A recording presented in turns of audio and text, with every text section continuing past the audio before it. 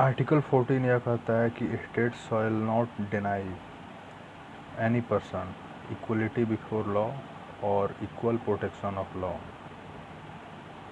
Okay, article 14 जो right to equality कहता है या फिर इक्वलिटी बिफोर लॉ, तो इसका देखते हैं। This provision confer right to all person whether citizen और फॉरेनर्स। ये सिटीजन और फॉरेनर्स दोनों के लिए ये राइट दिया गया है, इक्वलिटी बिफोर लॉ। और moreover the word person is also includes legal person, statutory corporation, companies, registered societies और any other type of legal person। इन सबको दिया जाता है, फॉरेनर्स को भी दिया जाता है। ये बात याद रखना, ये प्रीलिम्स में क्वेश्चन आ सकता है कि राइट टू इक्वलिटी आर्टिकल 14 सिर्फ सिटीजन्स के लिए है या फॉरेनर्स के लिए भी है, तो दोनों के लिए है। अब द कंसेप्ट है इक्वलिटी बिफोर लॉ, ये ब्रिटिश कंसेप्ट है। और इक्वल प्रोटेक्शन ऑफ लॉ ये जो है American, United state of America, इसका ये कंसेप्ट है। दोनों के बीच डिफरेंस बहुत बारीकी से समझने वाली चीज़ है, बहुत बार क्वेश्चन आ जाता है इसमें। तो दोनों का देखते हैं कि पहला जो कंसेप्ट है इक्वलिटी बिफोर लॉ, जो ब्रिटिश का कंसेप्ट जो है, इक्वलिटी बिफोर लॉ ये कहता है कि किसी को भी स्पेशल प्रिविलेज नहीं दिया जाएगा। ओके, कोई पर्सन को कोई फेवर नहीं दिया जाएगा, कोई प्रिविलेज नहीं दिया जाएगा। इक्वलिटी बिफोर लॉ का ये है। इक्वलिटी बिफोर लॉ का दूसरा सिद्धांत ये है, सभी पर्सन का इक्वल सब्जेक्शन होगा to ordinary law. Equal subjection to ordinary law, सभी लोग इक्वली उसको फॉलो करेंगे किसी भी ordinary law administered by law courts. तीसरा इसका सिद्धांत है कि कोई भी रिच हो, अमीर हो, गरीब हो, ऑफिशियल हो, नॉन ऑफिशियल हो, कोई भी लॉ से ऊपर कोई नहीं है, सब किसी को लॉ मानना पड़ेगा। ये हो गया इक्वलिटी बिफोर लॉ। और इक्वल प्रोटेक्शन ऑफ लॉ जो अमेरिकन सिद्धांत है, वो ये कहता है कि इक्वलिटी ऑफ वो कहता है कि इक्वल सर्कमस्टेंसेस में इक्वल ट्रीटमेंट दिया जाएगा किसी भी पर्सन को, और उनको प्रिविलेज भी अगर दिया जाएगा तो इक्वल सर्कमस्टेंस में एक तरह के लोगों को एक समान प्रिविलेज दिया जाएगा, अलग अलग नहीं दिया जाएगा।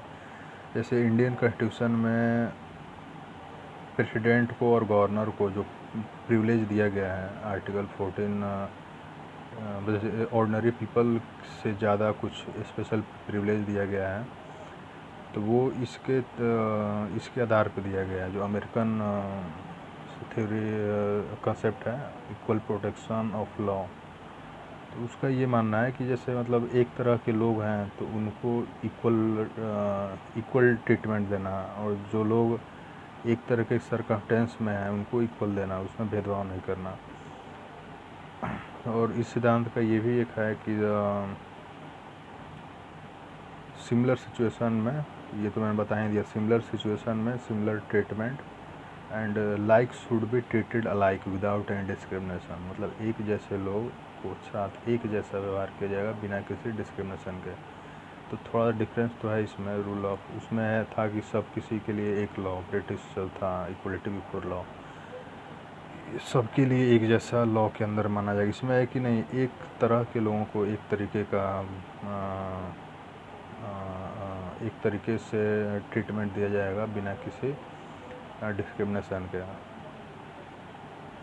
तो ये पॉइंट याद रखने वाला है, the like should be treated alike without any discrimination.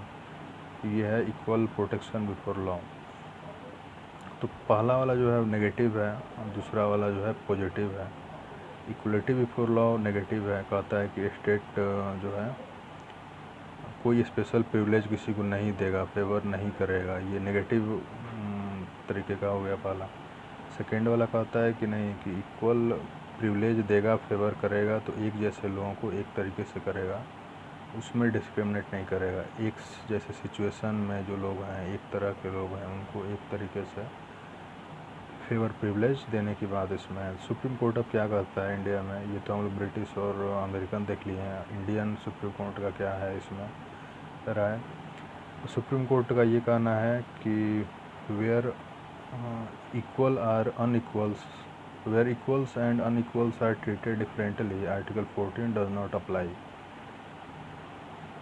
जहाँ इक्वल्स जो एक समान है और अनइक्वल जो एक समान नहीं है, उन लोगों के बीच वो डिफरेंट अगर ट्रीटमेंट दिया जा रहा है, वहाँ आर्टिकल 14 अप्लाई नहीं होता है। तो यहाँ पे इंडिया में इसके लिए ओपन है। आर्टिकल 14 ये क्लास लेजिस्लेशन, आर्टिकल 14 मना करता है, रिस्ट्रिक्शन लगाता है क्लास लेजिस्लेशन का, और permit reasonable classification of person, object and transaction by law. बोलता है आर्टिकल 14 इंडियन कॉन्स्टिट्यूशन का जो है वो कहता है कि रीजनेबल क्लासिफिकेशन आप कर सकते हैं पीपल्स का, कि ये एक तरह के लोग हैं, इनको एक तरह का ट्रीटमेंट दिया जाएगा, ये एक तरह के लोग हैं, इस तरीके से। और ये जो क्लासिफिकेशन है ये अपने मन मर्जी आर्बिट्री नहीं हो सकता है। ये लिखा है it should not be arbitrary but it should be ऐसा क्लासिफिकेशन हो जो देख के इंटेलिजिबल डिफरेंशियल, जो देख के समझ में आ जाए कोई लॉजिक है इसमें डिफरेंट करने का। जैसे चिल्ड्रेंस को डिफरेंट किया गया, डिफ्रेंशिएट किया गया है, वुमेंस, दलित्स, इन सब के लिए अलग अलग जो लॉ इस डिफरेंट ट्रीटमेंट दिया गया है। किसी का हरिजन बोल दें तो FIR हो जाता है, महिलाओं का अलग है। स्पेशल प्रिविलेज दिया गया इन लोगों को, चिल्ड्रेन, वुमेंस, दलित, किसी स्पेशल एरिया को दिया गया है, ट्राइबल्स को दिया गया है। तो ये क्लासिफिकेशन जो है ऐसा होना चाहिए जो लॉजिकल हो, देखने पे समझ में आ जाए कि हाँ आर्बिट्री नहीं हो सकता है ये। उसके बाद है रूल ऑफ लॉ। तो ये हम लोग देख लिए।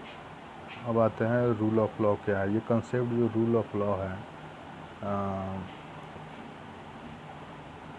तो इसमें जो इक्वलिटी बिफोर लॉ जो कंसेप्ट है, ये रूल ऑफ लॉ से लिया गया है।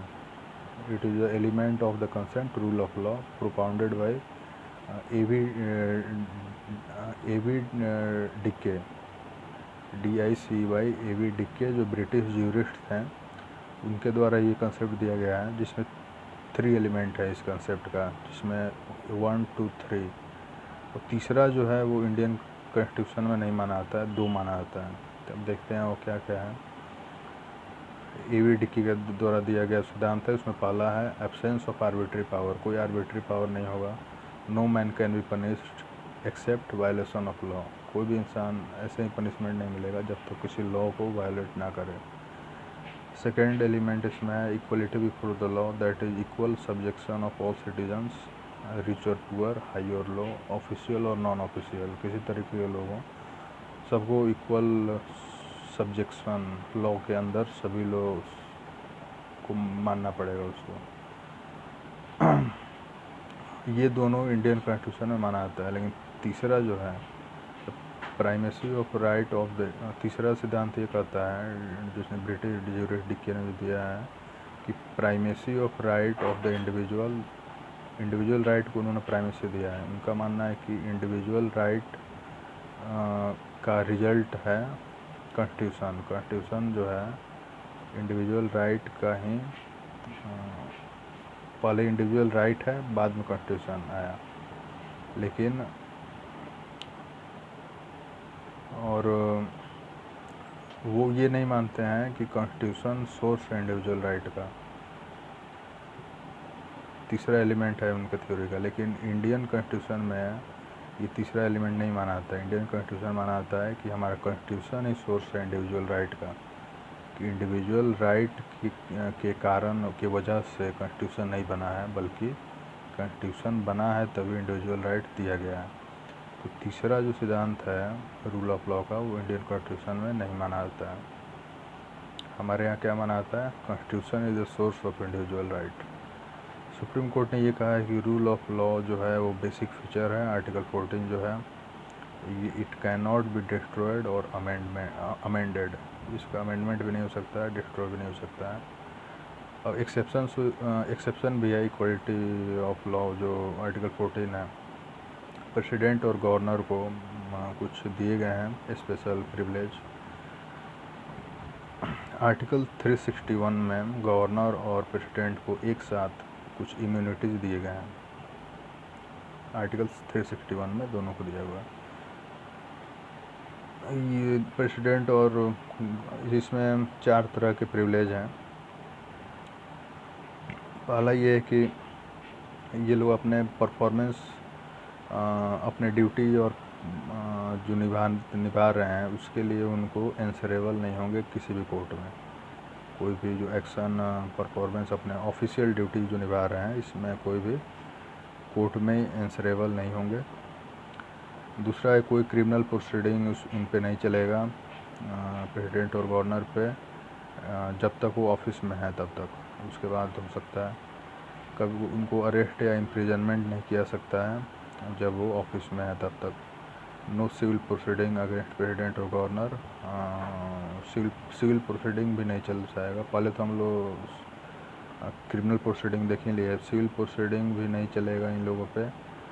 कोई भी अगर पर्सनल कैपेसिटी से अगर कोई एक्ट किए हैं तब भी, और वेदर बिफोर और after entered upon his office until the expiration of 2 month next of, तो 2 मंथ एडवांस में नोटिस दे करके ही प्रोसीडिंग शुरू किया जा सकता है उनके लिए।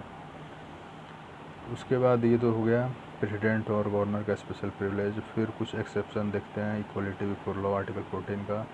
तो वो है कि कोई भी पर्सन के खिलाफ सिविल या क्रिमिनल प्रोसीडिंग नहीं चला सकता है अगर कोई न्यूज़पेपर में अगर पब्लिकेशन करता है स्टेट लेजिस्लेचर या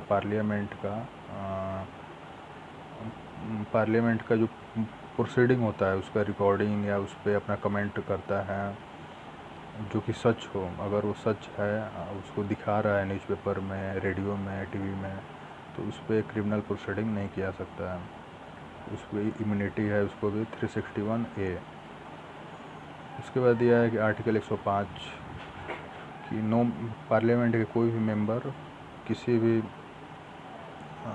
कोई भी प्रोसीडिंग उस पर नहीं चलेगा। अगर पार्लियामेंट में कुछ बोल रहा है या वोट दे रहा है तो उसके अगेंस्ट प्रोसीडिंग नहीं चल सकता है किसी भी कमेटी या कोर्ट के द्वारा। उसको भी इम्यूनिटी है। आर्टिकल 194 में इम्यूनिटी दिया गया है, लेजिस्लेचर ऑफ स्टेट को दिया गया है सेम, कि कोई भी वोट दे रहा है या कुछ भी बोल रहा है स्टेट लेजिस्लेचर में तो उसको भी इम्यूनिटी है, प्रोसीडिंग नहीं हो सकता है। तो जो आर्टिकल 105 हो गया पार्लियामेंट का, सेम आर्टिकल 194 हो गया स्टेट लेजिस्लेचर का। फिर 5वां एक्सेप्शन जो है आर्टिकल 14 का कि article 31C is an exception to article 14। ये सुप्रीम कोर्ट ने बोल दिया है कि डायरेक्टिव प्रिंसिपल जो है आर्टिकल 39 का B और C क्लॉज जो है, equal distribution of resources, income जो है डिस्ट्रीब्यूट करना, किसी एक के हाथ में ना आ जाए, ये जो सोशलिस्ट प्रिंसिपल है आर्टिकल 39 का B और C क्लॉज, इसको अगर इम्प्लीमेंट करने के लिए किया जा रहा है तो आर्टिकल 14 उसमें आर्टिकल 14 को वायलेट भी करे तो उसको सही माना जाएगा। आर्टिकल 39 B और C को अगर इम्प्लीमेंट कर रहा है तो यहाँ पे सुप्रीम कोर्ट ने कहा है कि where article 31C comes article 14 go away, goes out.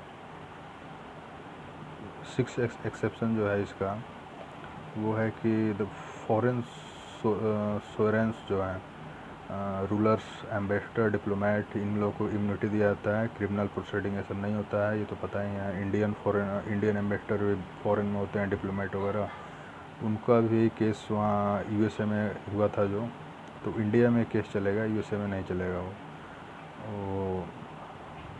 तो ये हो गया। फिर 7th एक्सेप्शन है UNO and it's agencies enjoy the diplomatic immunity.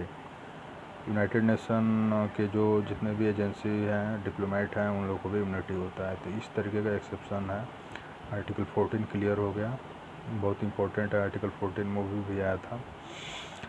Equality before law, इसको बेसिकली ये कहते हैं। ओके, तो आर्टिकल 15 नेक्स्ट वीडियो में देखते हैं। ज़रूर देखते रहें, सब्सक्राइब ज़रूर करें और साथ बने रहें। सभी सिलेबस को कंप्लीट किया जाएगा अच्छे से। डेली 10-20 जितना वीडियो डालना पड़े मैं डालता जाऊंगा। और विजन का टेस्ट मैं भी दे रहा हूँ 4 दिन बाद। पॉलिटी का देना है, पॉलिटी का, तो 4 दिन में मैं पूरा कंप्लीट करने वाला हूँ अभी। और सब्सक्राइब करें और अच्छे से इसको और भी आगे इम्प्रूवमेंट करने का मैं सोच रहा हूँ इसको। Okay, thank you for watching, good bye.